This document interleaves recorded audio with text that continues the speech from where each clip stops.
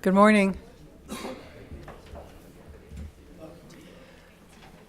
Good morning, everyone. My name is Joyce Wilson, and I'm the newly appointed chair of the Mobility Authority, and I'm really proud to be here. So I want to officially call the meeting to order. The time is 9:04 a.m. Do you take roll, Raymond? No, ma'am. Okay. So we do have a quorum. And so with that, I'll ask, are there any public comments? None received. Okay, thank you very much. So the next item on the agenda is recognition of our past chair of the CRRMA, Susan Melendez. Susan, would you come up to the podium, please? So I've had the privilege and pleasure of knowing Susan in several capacities for many, many years. And so I just want to say that I'm really honored and excited to follow in your footsteps, and I hope to do you proud. And with that, I'm going to turn it over to Raymond, I believe, or are you going to take the lead on behalf of the board? Just a couple of quick comments. Susan is the Regional Mobility Authority. Raymond Theus, Executive Director of the Camino Real Regional Mobility Authority. Susan served on the Regional Mobility Board, Regional Mobility, what is this? Yeah, the RMA board, right? So she's served on the RMA board since 2009. That makes her the longest serving member of our agency. And through that, she has seen all of the major initiatives that we've been involved in, from the inner loop to the aesthetic improvements along I-10 to the launch of the streetcar and everything in between. Personally, professionally, she has been a huge supporter of mine, and I personally want to thank you for everything that you've done for me and this organization. So thank you. Thank you for everything. So with that, we have a little memento for her to take with her as a sign of our appreciation. A little swag, is that what you're doing? Would anyone else on the authority like to comment? I'll say a comment. Susan, we go back a long ways, but unrelated to this, and it's always been a pleasure, and I want to personally thank you for you welcoming me onto this board when I first came, and you made the transition, and my indoctrination very pleasant and very easy, and I appreciate you. Thank you very much. Thank you, Jim. Appreciate it. Thank you, Jim. Yeah, Susan, I've known you for a heck of a long time. We almost grew up together in banking, and we're going to miss you. Thank you, Joe. Thank you very much. Thank you. With that, I'll just mention what we're presenting Susan with is a piece of the rail.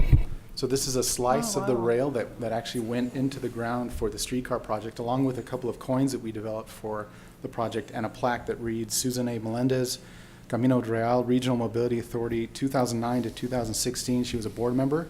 2016 to 2019, she was board chair. In appreciation for your leadership and dedication to the CRRMA. Wow. So, Thank you, Raymond, very much. Thank you for everything. That's really, thank you. That's really cool. Thank you. Well, just wanted to let everyone know that I have been honored, and it's been a real pleasure to serve on this board for many years and seen such great projects and how successful the RMA has been. And I'd really like to thank all the board members, and I'd also like to thank our partners, because our partners have really made the difference with all our projects. We didn't have great partners, and a lot of them are in the room today. I'd like to thank them too, because that has been, I think, a real game changer for us. And then last but not least is our staff. We have a tremendous group of individuals that are dedicated and passionate to what they do every day for the community. Robert is new with us, but has already started his career here as far as mobility and started the ground running. And of course, Raymond. I think the world of Raymond. He's someone who is a professional, experienced, passionate, and dedicated to what he does for the community. So thank you, Raymond, for everything you've done, because you truly are the backbone of this organization. So thank you. So thank you for this. Thank you. Okay, thank you. So moving on, we'll go to item 3, which is adoption of the minutes from the board meeting of April 10th. Do I have a motion? So move. Second. I have a motion and a second to approve the minutes. Any discussion? All in favor? Aye. Opposed? Okay, the minutes are approved. Item 4, presentation by the Paso del Norte Health Foundation and discussion and action on a board resolution expressing support for the Paso del Norte Trail and associated master plan. And I believe we have Tracy Yellen here from the foundation. Raymond, are you going to do any intros or anything? No, ma'am. Okay. I think you've done it already. All right. Good morning. Thank you so much for the opportunity to be here. We're going to just pass out a copy of a master plan that we've been involved in developing over the last few years for a 60-mile contiguous recreational hike and bike trail from the New Mexico state line, Upper Valley of El Paso, to the agricultural district, Mission Valley on the far east side of El Paso County. And we've been working on this with a number of partners, and I can give you a little bit of background. Our vision for this really predated the Health Foundation. The county and the city and numerous partners were involved in creating the river trail from Borderland to about Country Club about 15 years ago. The Health Foundation was a participant in that. And we also helped develop the Playa Drain Trail, 3.5 miles of it over the last 2 years, really as strategies to make active living an easy choice for residents of our community. A third of our population leads sedentary lives, and we know that diseases like diabetes, obesity, heart disease are too prevalent in our community. And so built environment trails is a strategy to improve health for the Health Foundation. And so we've really invested some time and resources to look at how do we increase these sorts of facilities for our community. But there's a broader vision. We know that trails in other communities, you can see here Arizona on their irrigation canal, the Katy Trail in Dallas, the Atlanta Beltline, for example, they've really been drivers of economic development. A lot of activities happened around them. They're, obviously recreational opportunities, they improve health, and of course, they really create improvements for transportation and alternate transportation. And so that's really the vision for it. I'd mentioned some completed portions. We had a groundbreaking this past November in partnership with El Paso Water, the city of El Paso and the county of El Paso on the Playa Drain Trail, which also includes amenities like landscaping, water fountains, sunscreen dispensers, bicycle repair stations. So public art, we worked with creative kids in 5 schools between Escarty Park and Riverside to create these mural tiles along the route. And so you all might remember Pat Dalbin when she worked at the city of El Paso. She planted this idea in my mind that you needed little surprises along the way. And so we tried to create as many of these as on that route as well. So a few years ago, we decided and engaged a firm called Site Southwest and Alta Design and funded this master plan for this broader vision. We also had a technical assistance grant from the National Park Service, Rivers, Trails, and Conservation Program, and had a number of public meetings, online survey, community stakeholder meetings. All of our partners, the RMA, the MPO, the city, the county, multiple jurisdictions, the irrigation district, El Paso Water, were really great participants in the process and spent a lot of time with us and with the planners on, creating an alignment that was feasible and that was accessible to multiple residents throughout El Paso County. So the proposed alignment parallels the river. In the Upper Valley from the state line to Country Club, well, actually all the way to Racetrack, it's actually along the river, mostly on IBWC right-of-way. And so that's part of the Upper Valley District. The planners divided into 5 kind of planning districts.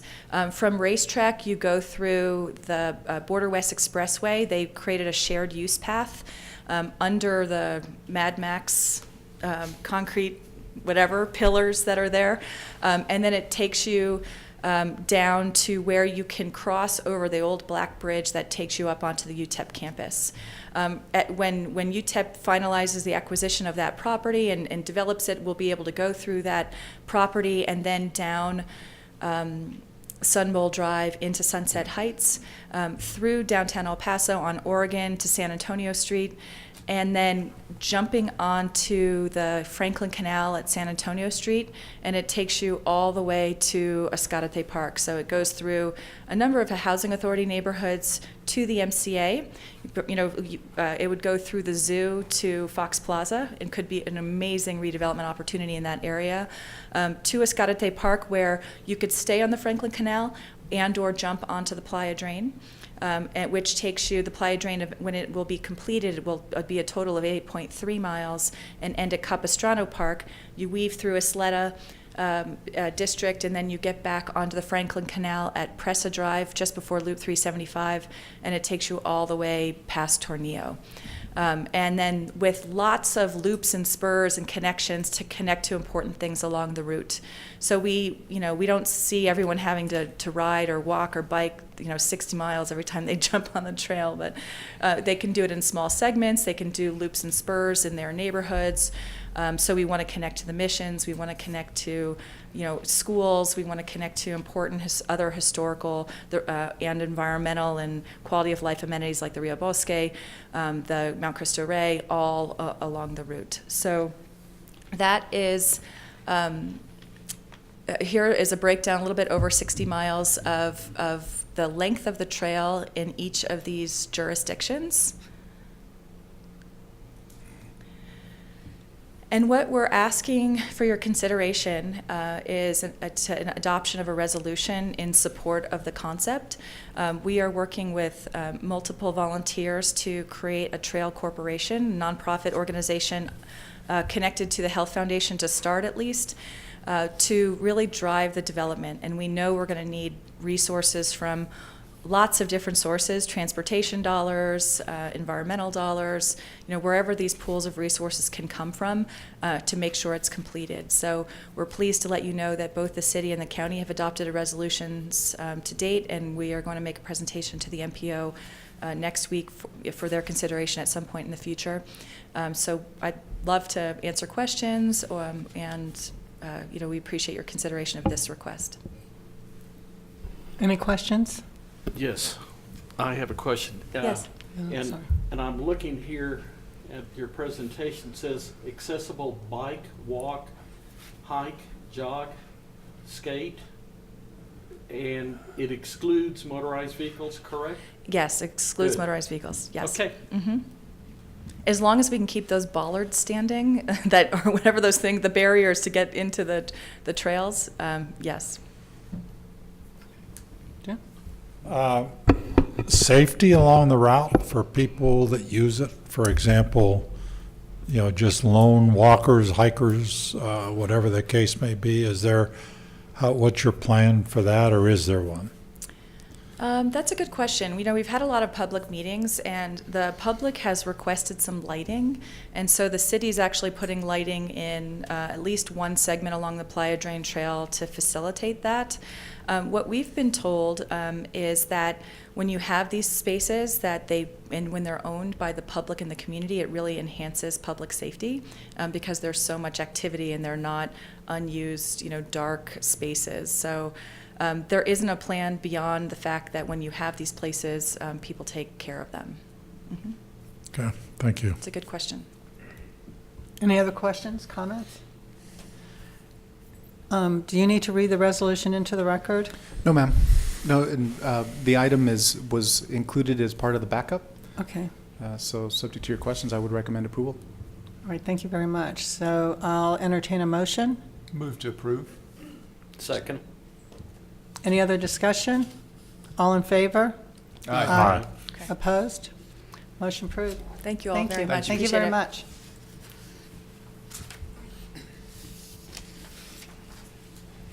Before we move on, just for the record, there are a number of categories or pots of enhancement monies specifically for these kind of projects. So when you meet with the MPO, It'll be a good opportunity to explore those different pools and pots that we might be able to tap into to leverage with other funds. All right, thank you. Thank you. Next, we have item number 5, discussion and action on board resolutions related to the O.T. Smith Shared Use Path Project in order to authorize A, the chair to execute an amendment to the interlocal for engineering services with El Paso County. And how do you move this? You'll have to use Oh, your I mouse. see. Okay, I thought it was a touch screen. Yeah. Okay, sorry. And B, the executive director to execute an amendment to work authorization number 3 with Atkins North America, Inc. Raymond? Thank you. This item, O.T. Smith, is a project that is a hike and bike trail. It's approximately 1.8 miles in Tornillo, roughly from Alameda up to MF Aguilera near I-10 along O.T. Smith Road. This project, by way of background, was actually developed jointly with the County of El Paso. The way that we work with the County of El Paso is that we have an interlocal agreement with the county where they provide the funding and the direction in terms of what the project will be. And then we go out and hire, in this case, we hired an outside design firm by the name of Dannenbaum Engineering. Sorry. I'm confusing myself. Actually, this is the one that we actually brought on our general engineering consultant team, which is Atkins North America, and they're completing the design on behalf of the county. So in this instance, you have 2 items before you, A and B. A is an amendment to the interlocal with the County of El Paso, whereby the county provides additional funding for additional requested services that they have actually requested. They've requested 2 things.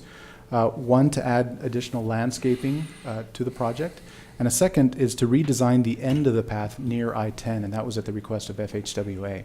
So those additional design services are being requested by the county and being funded by the county through item A. And item B then is an amendment to our work authorization with our general engineering consultant to provide the additional funds and to request the additional services.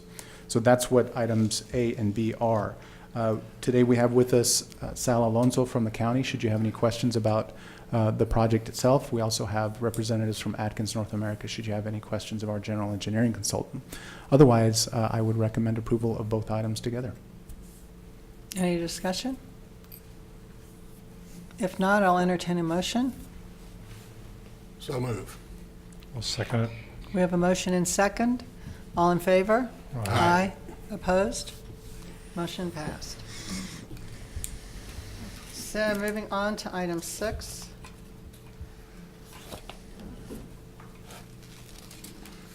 Presentation, discussion, and action on change orders related to the 2013 El Paso County Comprehensive Mobility Plan. A, presentation on change orders recently approved by the executive director. And B, board resolution authorizing the executive director to execute change order number 20, cleanup for the old Waco Tank Road project. Yes, ma'am. For this item, we have Edgar Fino from our general engineering consultant team that will present. By way of background, each month, or actually let me take it back a step, there's a resolution that the board approved last year which authorizes the executive director change orders up to certain amounts, up to 100,000. However, any instance in which I exercise that authority, I have to bring back to the board at the very next board meeting. So that's what these presentations are, and you'll see them on a monthly basis. But we do have Mr. Fino who will walk us through one change order that was completed under those amounts, and then a second change order. It's a little bit unique. It's a deductive change order, meaning it's not an expenditure, it's actually a credit, but he's going to walk you through that and ask for a motion in support. Good morning, Madam Chair, board members. Ed Graffino with the GEC. Presentation, please. This is the 2013 El Paso CMP recent change orders. As far as the CRRMA change orders, the following slides will show one change order that was approved by the executive director, and then another change order that requires board action, and I will be presenting both. The project is Old Waco Tanks Road down in the valley off of I-10 between I-10 and North Loop. These change orders have been presented to the board and approved by the executive director, change orders 1 through 7. The same thing with change orders 8 through 16. They've been presented to the board on previous board meetings. And the change order that I will be presenting is change order number 19, the one-way sign replacement for $750 that has been approved by the executive director. And the second change order for this presentation is change order number 20, the cleanup. And that's a credit of $307,237.84. That's pending board approval. Let me go over change order number 20. It was one base bid. We had 20 change orders for the project. There's 134 total bid items. Change order number 20 serves as the final cleanup, accounts for all project overruns and underruns on the bid items. We had 59 items that were underrun for a credit of $380,820.54. And we had 17 items that overran for $73,582.70. So the final cost for change order 20 is a credit of $307,237.84. Let me go back. Any questions in regards to the credit? And here we are just cleaning up the individual bid items, the ones that we had an overrun and the ones that we had an underrun on. Madam Chair, I'm very unused to seeing so many underruns. And can you tell me a little bit about what these are? These were just itemized cleanups and? Well, they were bid items that were not installed or the whole quantity that we had on the plan sheets, the whole quantity was not installed. It was actual work done by the contractor, but we did not reach the bid item that was shown on the plans. So what this does is we clean it up. A perfect example is for an underrun. Let's say we had blading. There was a quantity of 34. The contractor did 32. So contractor did not install 34. They installed 32. So we get a credit for that. So there's no funds exchanged. There's no reduction on the contractor's payment. This is just to balance out the bid items that were actually installed out in the field. And this is unique as far as the very last change order to clean up the individual bid items. So these are like materials? Well, they're components? I mean, the examples we have are the blading, concrete riprap, Yeah. wing walls. It's every single item that we have on the plans. Okay. So in essence, the components that you estimated, you didn't actually need them all. Is that That's what you're correct. saying? That's Okay. correct. And then some of the items we didn't have enough of. Okay. And we went above what the plan sheet showed. And that's also included in this as far as the overrun items is 17. All right, thank you. Thank you. Any other questions? Right, next slide presentation. So as far as requested board action is a motion to authorize the executive director to execute change order number 20 for the old Waco Tanks Road project. So move. I have a motion and a second. Any further discussion? All in favor? Aye. Opposed? Thank you. Motion passes. Thank you. That's the only action on that item? Yes, ma'am. Okay. Do we know how Sal is going to spend that money, or do we? So next item, presentation, discussion, and action on the following items as they relate to a supervisory control and data acquisition system, SCADA, for the El Paso streetcar project. A, board resolution authorizing the procurement of a SCADA system, and B, board resolution authorizing the executive director to execute work authorization number 26.2 with Atkins North America for procurement services. Raymond? Thank you. As read into the record, we do have 2 items for you under 7 related to the SCADA system. Unfortunately, Gil Gardner, who works for our general engineering consultant team, was not able to make it today, so I'm going to try to run through this, but I'll have Edgar on notice if I falter. So we're going to walk you through the SCADA system. We did touch on this last month, so it shouldn't be totally new to you. On the agenda for today is the project status for the streetcar, the SCADA system background, other items, and then the requested board action. So as you know, the streetcar project is nearly complete. On the infrastructure side, we're simply pending the final acceptance letters from the City of El Paso and El Paso Water to finally turn over all of the components over to the city. On the vehicle side, we've reached substantial completion for all 6 vehicles. At this point, there are very small punch lists left on each of those 6 vehicles that are being worked out by Brookville now as we speak. And once those punch lists are complete, then that would trigger the final acceptance letters from the City of El Paso. Those vehicles would then be turned over to the city, and then we would be complete. This slide, you may recall, we updated it slightly from the last time we presented it, I want to say back in February. The gist of this slide is the really important part is down at the bottom, which is that after the expenses, we have just over $370,000 in remaining funds.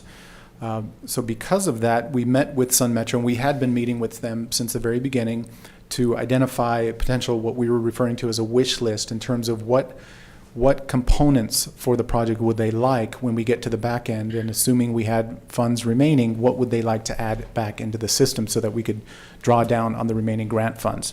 They've identified 4 specific items that they would like to see added to the system. So the SCADA system, which we're going to talk about here briefly. In fact, we're going to talk about all 4. SCADA system is first, OCS mezzanine adjustment, motorized maintenance and storage facility access gates, and the signal aspect color changes. So we'll touch on each of those briefly. Supervisory control and data acquisition system, that's the SCADA. This is the one we touched on last week. This provides Sun Metro with a method of monitoring and controlling electrical equipment remotely. What that really means is there would be a system put into place where they could monitor certain aspects of the streetcar system from the maintenance and storage facility, and in fact control certain aspects as well, which ultimately would improve the safety and efficiency of the program. So this particular SCADA system that Sun Metro is looking at includes the remote control of 3 elements: traction power substations, which are referred to as the TPSS, the track switches, and also the overhead contact system bypasses. So I'll touch on those very briefly. So this is a diagram of how it would work. The SCADA up top running out of the maintenance and storage facility would then control and or monitor each of those 3 components, which are the traction power substations, the track switches, and the OCS bypasses. And that's how it would work, and we'll touch on that very briefly. So the first component would be the remote control of the traction power substation units. Those traction power substation units are, as you know, there are 5 of them on system that flip power into DC, and those are placed strategically throughout the route. So this portion of the SCADA would set up a control center at the MSF. It would monitor and control each of those 5 TPSS units, so you could actually power them on and off, and you would also be able to monitor how they're operating to identify any issues. Now this system excuse me, was developed so that you could shut down several of the TPSSs and run it off of the others. So this is a really powerful tool for Sun Metro. This portion of the SCADA would be done using a radio control system with antennas using line of sight. This is a photo of one of the TPSSs. This one, I believe, is on Crosby next to Stanton. The second component of this SCADA system would be the remote control of track switches. So the track switches there are 2 of them, and these are where the vehicle has to make a determination to go left or go straight. This portion of the SCADA would monitor and actually control those 2 track switches. So as you may recall, the operators actually have a control unit within their vehicles, so they can control if the vehicle is going to go left or go straight. And the 2 decision points are at Santa Fe and 4th, and at Stanton and Franklin. This would allow for the SCADA system. In other words, an individual within the maintenance and storage facility could monitor where those switches are aligned and could actually control them. If, for example, something went down on the vehicle itself, you could control it from the MSF, as opposed to what would happen today. They would call out a supervisor and they would physically go out there and move the switch. Here's a photo of one of the switches. This is at Stanton and Franklin. The third part then would be the remote monitoring of the OCS bypass switches. So these bypass switches are basically large manually controlled power on and off switches. There's 2 of them in the maintenance and storage facility, and there's 4 on Franklin. This system essentially allows for, by way of example, there was an accident where a fire truck backed into and knocked down one of the power poles up on Oregon. This system, if in place, would have allowed for us to monitor those bypass switches, which would in effect so let me back up. The bypass switches again are the power switches. You can actually turn off segments of the line. So this would allow us to monitor which segments are on and which are off.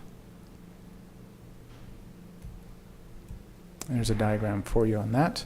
So that's the SCADA system. So what we're looking to do is seek a procurement for someone to provide a SCADA system for Sun Metro using the remaining project funds. The second wish list item is the OCS mezzanine adjustment. You can see in here there's a line up top that runs to the end of the windows there. That's the power line that's used by the vehicles to drive into and out of the maintenance and storage facility. One potential project for us here would be to shorten that OCS wire, because currently as you go closer to the windows, it's actually overhead.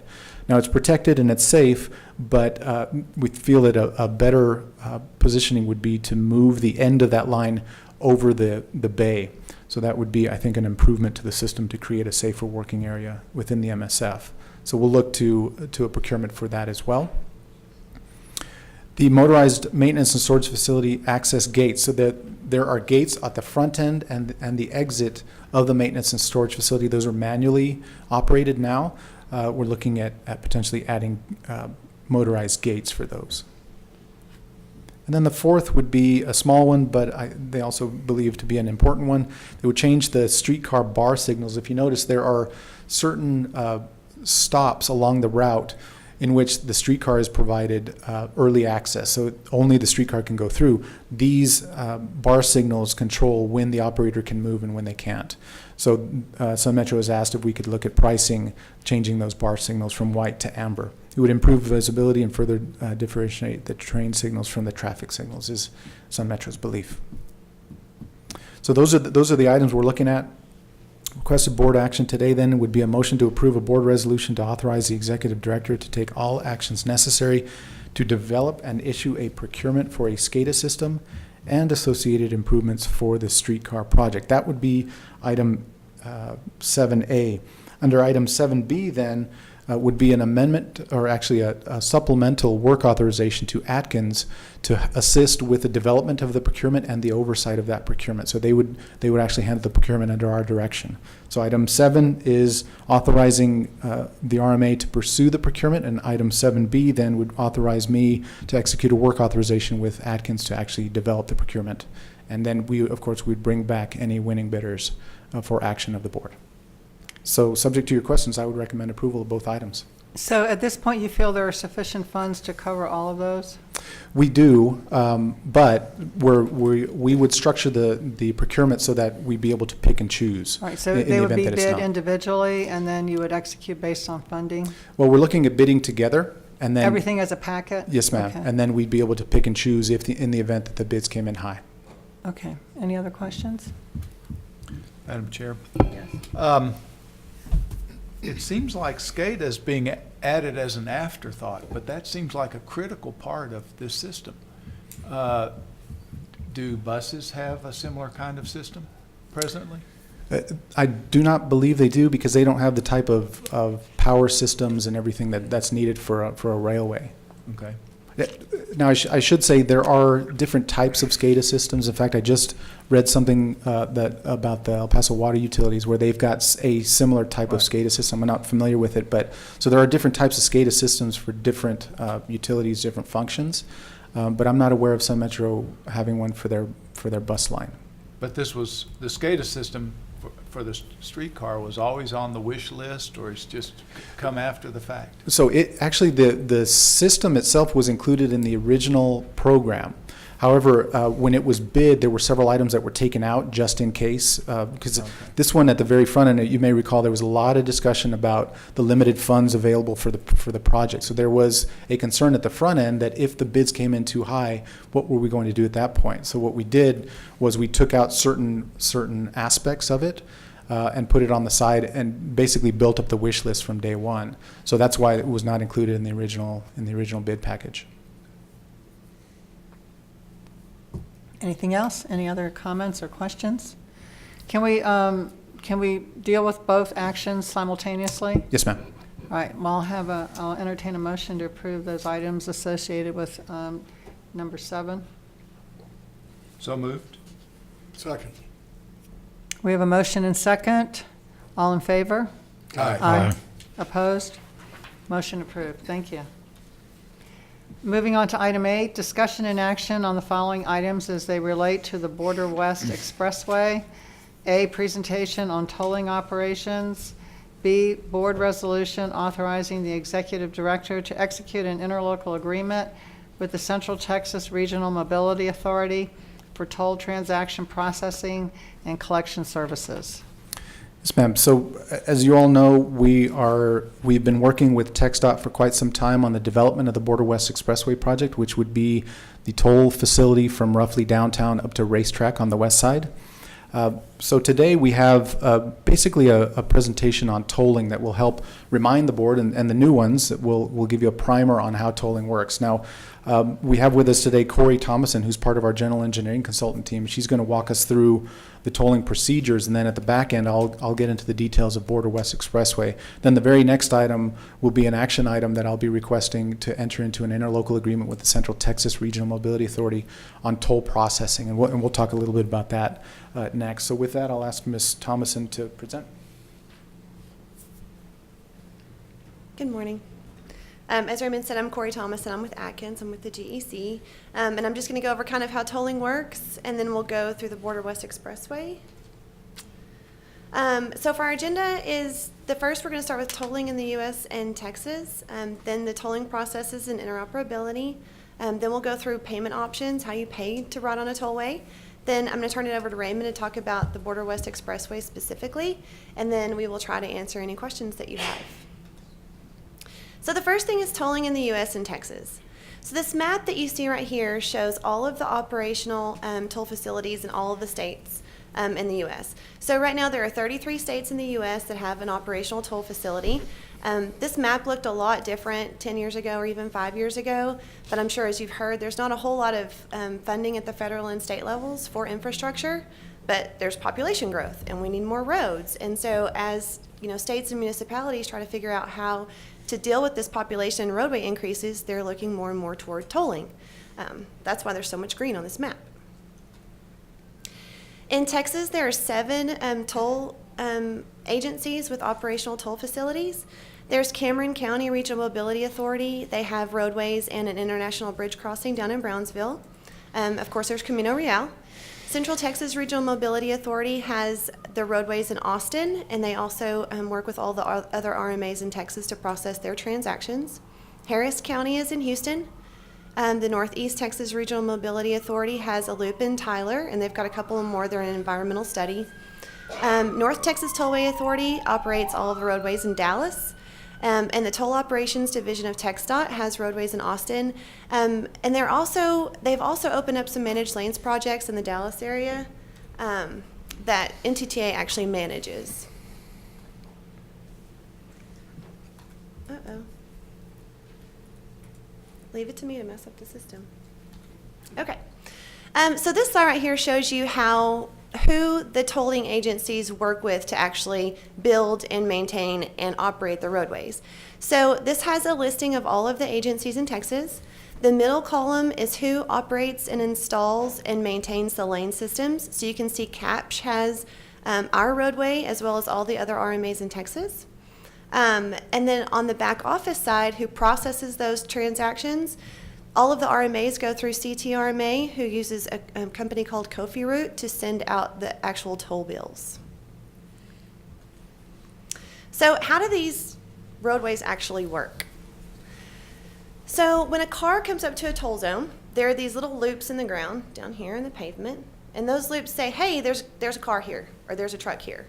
It also says it's just a car, it's not an 18-wheeler, or it's a truck pulling just a one-axle trailer. It has all of this information that it transmits up into this lane controller, this blue box up here. There's also a tag reader that hangs down, and the tag reader says, hey, is there a tag in the windshield, or is there not a tag in the windshield? So when this information goes to the lane controller says, hey, camera system, there's a car here. So the camera system then takes a picture of the front and the rear license plate of the vehicle as it passes through. So then all of this information goes up to the lane controller in this blue box. And this blue box then transmits it to the host server, and this host server is housed here in El Paso. And this host server now handles all of the transaction information. So this orange box housed here in El Paso now has, hey, there's a car there. This was a car and not an 18-wheeler. We've got pictures of the license plates, and this car does or does not have a tag. If the car has a tag, it says, is there enough money to process the transaction associated with this? So it's going to cost me 50 cents if it's a car, and $3 if it's an 18-wheeler. So does it have the dollar? Does it have the $3 on the account? And also it says, hey, I've got a tag transaction. I've got a tag in my car, but an 18-wheeler is trying to pass through with my tag, and it says, no. This should be a car, not an 18-wheeler. And so it's got all this information housed in this server housed here in El Paso. So when the host server takes all of this information, it can transmit it to either one of two places. The IOP hub has all of the tag transaction information, so everything that's got a tag goes to this IOP hub, and that comes on the next slide. I'll talk about that. Or if it does not have a tag and there takes pictures of the license plate, it goes to the CSC back office, which is the CRRMA system that actually is going to send out a bill. Interoperability. So if you've got a tag transaction and it goes to this IOP hub, this IOP hub houses all of the information from all of the tags in Texas. So if you've got a tag from any agency in Texas or Oklahoma or Kansas, you can drive on any roadway in Texas, Oklahoma or Kansas, and it all feeds the same system. So there's a federal mandate that says that all of the toll roads in the nation are supposed to be interoperable by the year 2021. That's since been pushed back because so many toll roads are opening with so many different systems. There wasn't quite time to get them all straight. So these tag transactions sent to the interoperability hub are then routed to whoever owns the tag. So if you have an NTTA toll tag, your transaction goes back to NTTA and it gets posted to your individual vehicle account. At a later date, like at the end of the month, NTTA says, oh, all of these transactions were traveled in El Paso. Let's take a little percentage for processing the transactions and send all of the money back to the CRRMA. So here's a little visual representation of how this works. All of the text.tag transactions, the NTTA, Hectra, CTRMA, and all of the RMAs associated with CTRMA go into this one IOP hub, and the information flows back and forth. So if someone from Houston came to El Paso and drove on this roadway, the information, the money, all of that stuff would get transferred back to Houston, and Houston would post it to the account and then send the revenue back to us. And it works with all of these roadways the same way. So how do you pay for the roadway? So we've been over the tag a little bit, but I'm going to go through that a little bit more. CRRMA has chosen to work with NTTA's toll tag. So it's a prepaid tag. You can load it with either $20 or $40. You can get a tag one of three ways. You can either go to the NTTA website. They've got a mobile app that you can register for a tag on, and we'll also be distributing tags at the City of El Paso's one-stop shop. The NTTA toll tag looks like the bottom left. It's the orange with the blue background. That's what you see mostly here in El Paso. You also see some easy tags in Hectra and the text.dot text tag. These are the three tags that are available right now in Texas. So how does this transaction flow through the process? So let's take a perfect scenario. You have a perfect tag, your tag matches, it says you have a car, you're actually driving a car, and you have plenty of money in your toll tag account. So it goes from the project host server housed here in El Paso, it goes through, it lands at CRRMA, CRRMA says, yep, everything's good, goes to the IOP hub, it gets posted, that's the end of the transaction. So say you had a credit card change, and you forgot to tell NTTA that your credit card changed. So they don't have any way to reload your account, so to speak. It'll go all the way through until it hits that tag match list, and it says, uh-oh, we don't have enough money. But you've caught it, and you've put more money on your account, you've changed your credit card information. It's going to go back through that process. It'll also go back through that process if someone actually gets a toll tag, and they go, I don't want that in my windshield. I'm just going to stick it under my seat, because I don't really want to display that in my windshield. It'll go through and say, wait a minute, this license plate is associated with a toll tag account. And it has mechanisms like that to catch these one-off kind of transactions. And both of those will process through the account. Now, if you don't have money on your account, if your tag continually misreads, if you've given it to your wife or your husband to say, here, just put that in your car, you don't have to put it on the windshield, but there's nothing that matches, it will go through the billing system on the license plate picture. It'll go through that system. So the other option is pay by mail. So pay by mail is where you get the images of the license plate. The owner information gets matched to that license plate information. That information comes from the DMV. The bill is mailed to the owner with like 30 days to pay, and then if you don't pay, it results in fines and fees. And so that process looks like this. A toll bill is created, and say you decide, I don't really want to pay my bill this month. You get 30 days. If you don't pay that bill, it goes to the violation notice where a $15 administrative fee is added. If you still don't pay, it goes to a second violation notice where another $15 is added. If you still don't pay, it goes to final violation notice in the collection stage, and another $30 is added. And if you still have chosen not to pay your bill, it goes to the court selection process, and that goes to the municipal court. It's like a ticket. The Texas Transportation Code in the legislature, they have given all the RMAs and all the tolling agencies in Texas the ability to charge up to $100 for all these phases. All of the RMAs and tolling agencies have kind of set on this $15 mark. It's what NTTA and CTRMA charge as well. Court is an option. When it goes to court, it's kind of out of our hands. They can charge an additional $250. They usually don't, but that's their option. But we don't have any kind of say in how much the judge decides to assign to that. So now I've kind of told you how it works, and I'll turn it over to Raymond to tell you about Border West.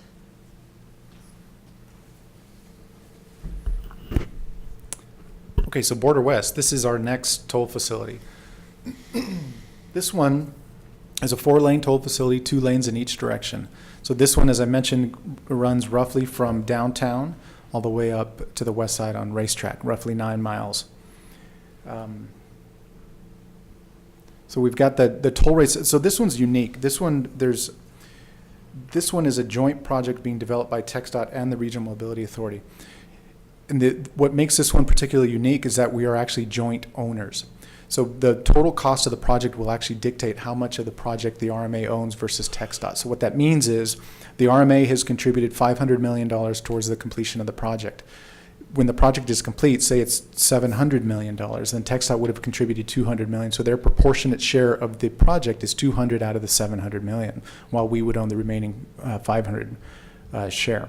So that's how this project is actually structured. However, what's also unique is that the Texas Transportation Commission, which is the policy board of the Texas Department of Transportation, actually sets the toll rates. They've already set those toll rates, and I can share those with you. They also set they also set for this particular project that it's time of day pricing, and there is a toll rate differential. What those two items mean is that time of day means that during peak periods, the pricing will actually increase. And those peak periods would be in the morning and in the afternoons when there are higher levels of congestion. So there's time of day pricing that is set by TxDOT, and the toll rate differential then is the difference between what you pay when you're using a toll tag and what you pay when you don't use a toll tag and you have to resort to pay by mail. It's actually 100% differential. So if you're paying $1 on toll tag, you're going to pay $2 with pay-by-mail. The reason for that is that obviously it costs a whole lot more to go through the pay-by-mail process. This is the same exact structure that we had for Chavez, though, and it's really unique. I'll just, on a side note, we identified the 100 highest pay-by-mail users, and they were regular users. We identified those. We sent them tags. We told them you could save money by using this tag. 7 of them took advantage of it, and the remaining 93 continued with pay-by-mail. So there's something to pay-by-mail, and this mirrors other agencies that have done similar approaches to try to flip folks over to tag use. Anyhow, just a side note. In this instance, there are no restricted vehicles. That means anybody can use this roadway, whereas with Chavez, you may recall, we did not permit trucks. There are exempt vehicles on this particular roadway, emergency vehicles, of course. That's ambulance, fire, police. Public transit is also exempted.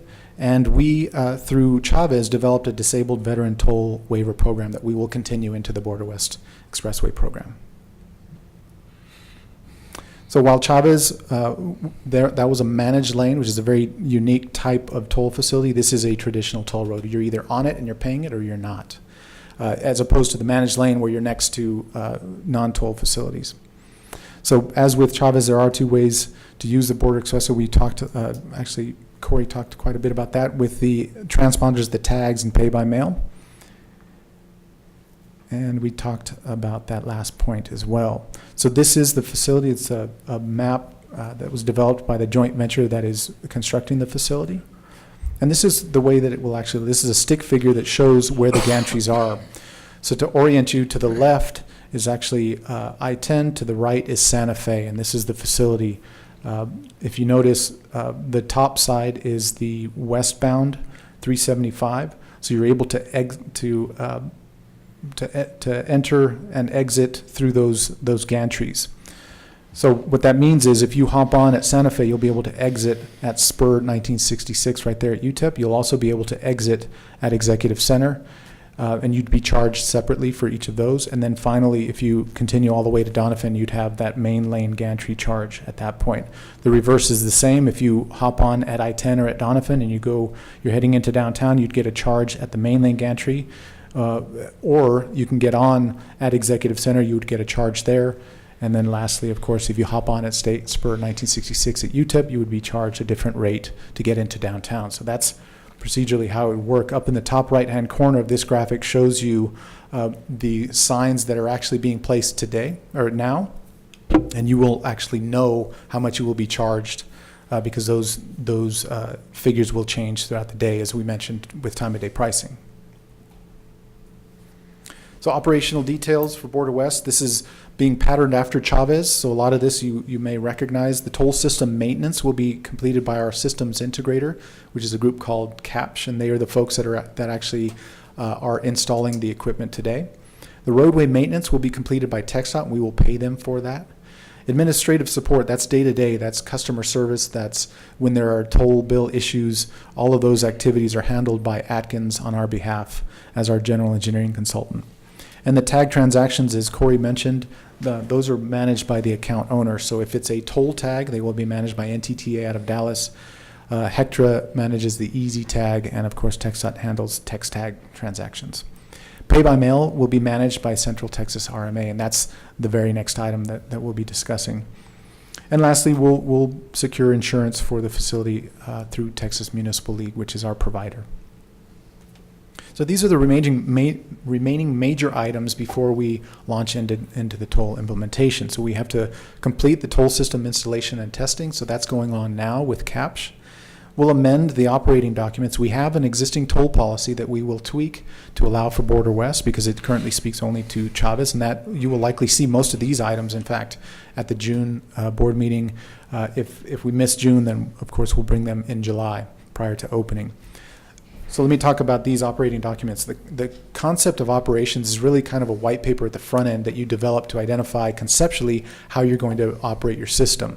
You use that as a roadmap to develop your business rules and your toll policy. The business rules tell you exactly how to operate the facility, and lastly, the toll policy is adopted by the board, and that tells you how the facility will actually operate, and you'll see that, as I mentioned, again in June.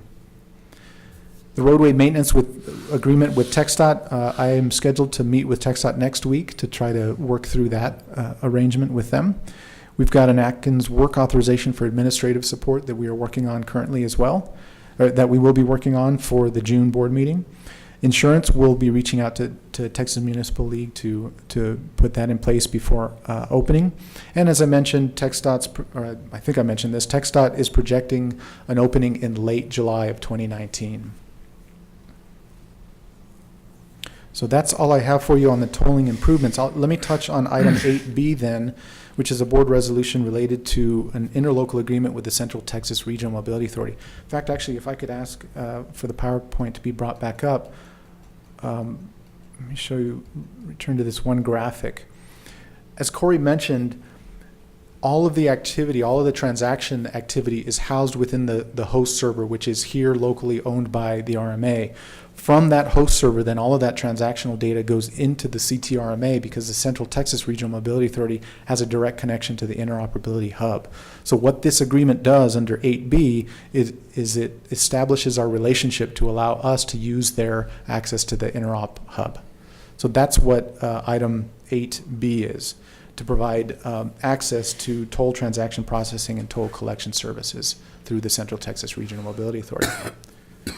So that's what I have for you. Subject to your questions, I'd recommend approval of item 8B. Any questions? Yes. As we know, there's been a lot of moves afoot to do away with toll roads and all of that. And what I see here is a very significant investment in both money and time to do this. Are those efforts dead? And are we proceeding with what we're doing with both expenditures of time and money in a comfortable type way that it won't be wasted? Well, so that's unfortunately outside of our control, right? So the folks that are seeking to remove the tolls, I don't know that effort is dead. There was a bill that was introduced by former State Representative Pickett, who introduced a bill that would remove tolling off of this facility. When he resigned, that bill died because he was the sponsor, and I've not heard of any additional bills being filed. Now the bill filing deadline has passed. That doesn't mean that a bill couldn't be attached to an existing bill, additional language and that sort of thing. However, to date, I have not heard of any such language being added to an existing bill. But honestly, to answer your question, I don't know that the effort is dead. But we are proceeding, and we have to proceed in this manner to meet the July opening date that TxDOT has established, because there's an existing statute that says if you open a facility and it's non-tolled when you open it, you can never flip it, or what's termed convert it to a tolled facility. So if we were to hold and open the facility in July, we could never add tolls later. So unfortunately, we're in this, and we were with this. We ran this scenario with Chavez, as you're well aware, where we invested quite a bit of resources in the opening, and then operated the facility for quite some time, and then incurred additional expenditures to actually remove them. Hopefully, we won't be in that same scenario for Border West, but like I say, that's outside of our control. And what's the price tag for the implementation of this toll system? You know, I should have that. I don't have that off the top of my head, but I will get an email to the board later today with the current expenditures. Okay, thank you. Yes, sir. Madam Chair, are toll tags interchangeable? Interchangeable in what sense? Could I use toll tag, easy tag, text tag? Yes, sir. So Any of those? the interoperability discussion is Right. exactly how that works. So as long as you have Hectra toll tag, Easy Pass toll tag, or text tag, you can use them within Texas, Oklahoma, and Kansas. Okay. Yes, sir. Now we generally promote toll tag, which is out of Dallas. They have a little bit more flexibility with their tag in that if you've been in the Dallas-Fort Worth area, you can actually use that tag to pay for parking in and out of DFW and I believe also Love Field. So the idea is in the long term for our agency to figure out a way where you could use a toll tag here to also get in and out of the airport, perhaps the public parking facilities that are owned and operated by the city and Sun Metro Civic Center, for example. That makes a lot of sense to us, which is why we promote the toll tag with the hopes that we can partner with the city to eventually get there. Any other questions? Raymond, are you monitoring activity at the legislature?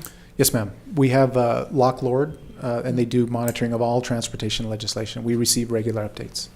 Could you ask them just to query to see if there's anything with regard to tolling or toll roads in general that's like somewhere currently? There is. And in fact, I'll share with you their most recent update. In fact, I'll share it with the board. What they do is they compile an ongoing list of current legislation that's going through the process, and it gives you the status and all that sort of thing. So I'll share that with you today as well. All right, thank you. Yes, ma'am. Any other comments or questions? If not, I'll entertain a motion to approve the interlocal. So move. Second. Have a motion and second.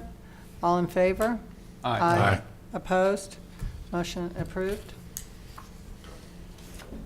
Moving on, item number 9, discussion and action on a board resolution authorizing the executive director to execute an amendment to work authorization number 3 with Dannenbaum Engineering Company, El Paso LLC, for design services for the State Loop 375 Main Lanes Widening Project.